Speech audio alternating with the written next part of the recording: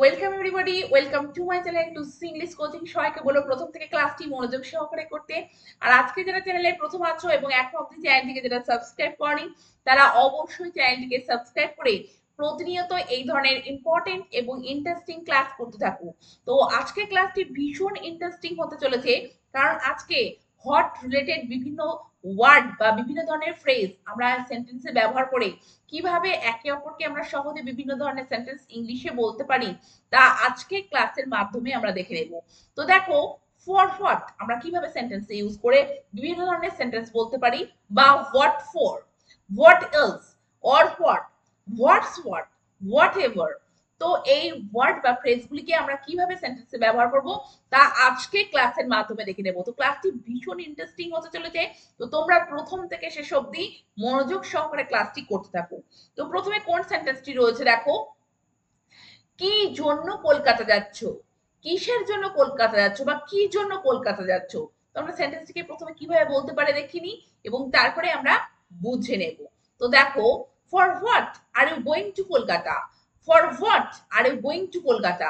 আবার আমরা এইভাবেও সেন্টেন্সটিকে বলতে পারি, what are you going to Kolkata for, what are you going to Kolkata for.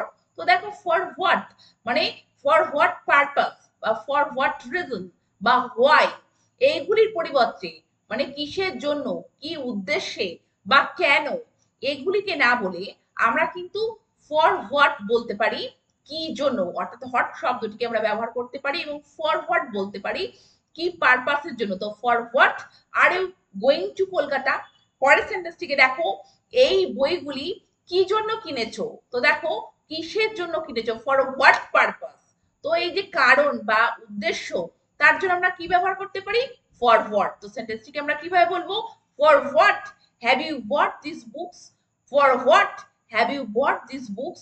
আমরা কিন্তু ফরটিকে সেন্টেন্সের শেষেও প্লেস করতে পারি, যে what have you bought this books for.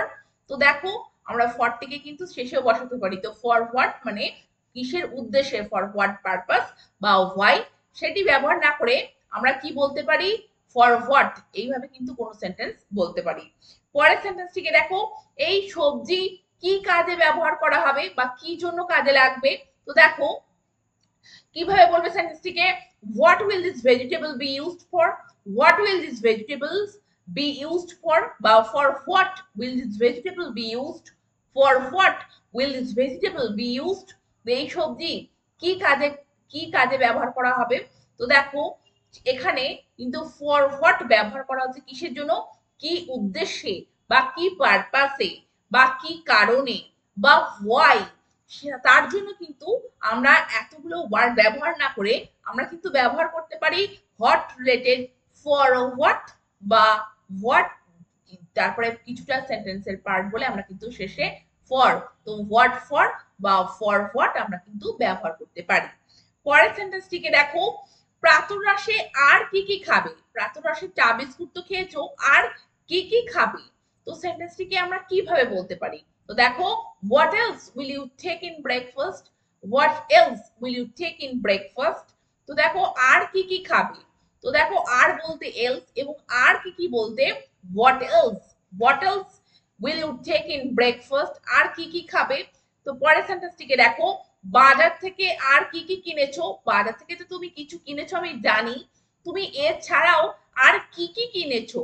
তো সেক্ষেত্রে আমরা সেন্টেন্সটিকে কিভাবে বলতে পারি, what else did you buy from market, what else did you buy from market। তো দেখো, what else বলতে আর কি কি, তো সেক্ষেত্রে আর কি কি বোঝানোর জন্য আমরা কিন্তু what else ব্যবহার করতে পারি। পরের সেন্টেন্সটিকে দেখো, গতকাল অফিস থেকে ফিরে এসে রতন বাবু আর কি কি করেছিলেন। তো দেখো, কোনো একজন জানতে চাইছেন যে রতন বাবু তো অফিস থেকে ফিরে এসে এই সব কাজগুলো করেন, কিন্তু তাছাড়াও তিনি আর কি কি করেছিলেন। তো কি কি করেছিলেন, তো সেক্ষেত্রে আমরা কিভাবে বলতে পারি, what else did Ratan Babu do after coming back from office yesterday, what else did Ratan Babu do after coming back from office yesterday। কি কি করেছিলেন অফিস থেকে ফেরার পরে গতকালকে।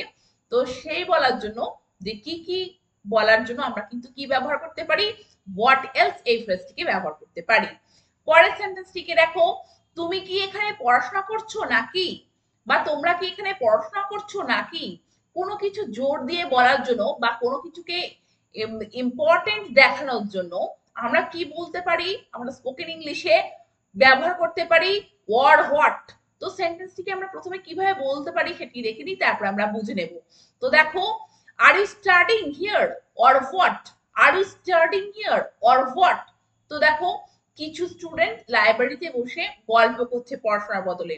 তো সেখানে লাইব্রেরিয়ান কি বলছেন যে এখানে পড়াশোনা করছো তো নাকি। তো দেখো এখানে are you studying here or what.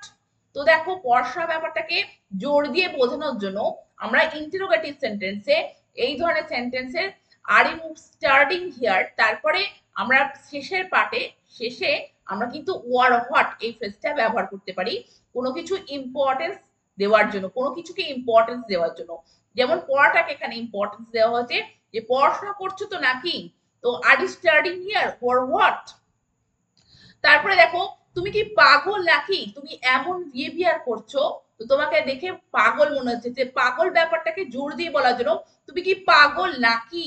তো দেখো নাকি শব্দটি আছে, তার জন্য আমরা কিভাবে বলবো are you crazy or what, are you crazy or what.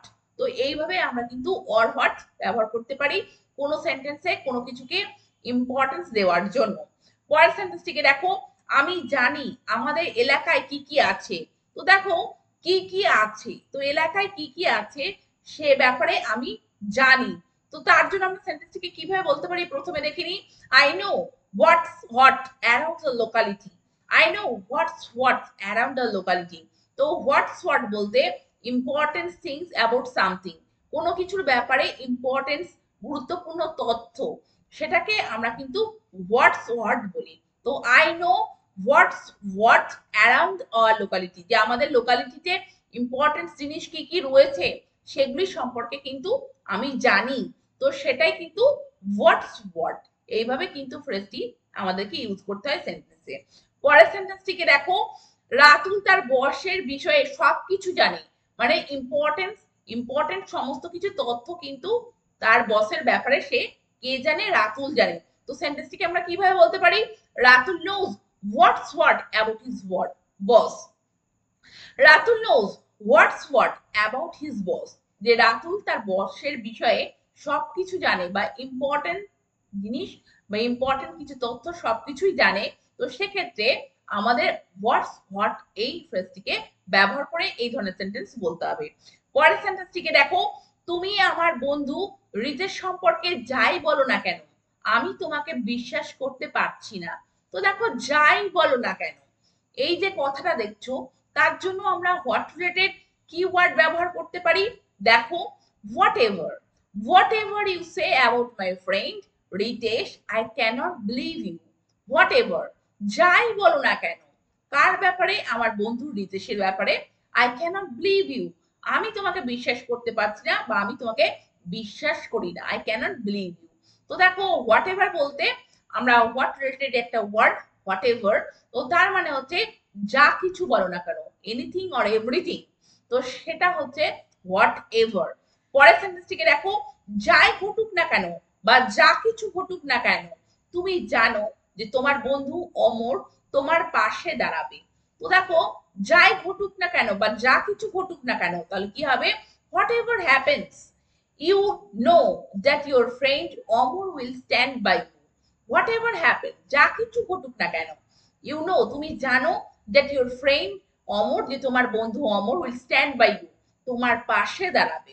তো যা কিছু বা যাই বলো না কেন, তো এই ক্ষেত্রে আমরা কিন্তু যে ওয়ার্ডটি ব্যবহার করতে পারি সেটি হলো হোয়াট এভার। তো তোমরা দেখলে যে হোয়াট রিলেটেড বিভিন্ন ওয়ার্ড বা ফ্রেজ ব্যবহার করে আমরা কত ধরনের সেন্টেন্স একে অপরকে সহজে বলতে পারি।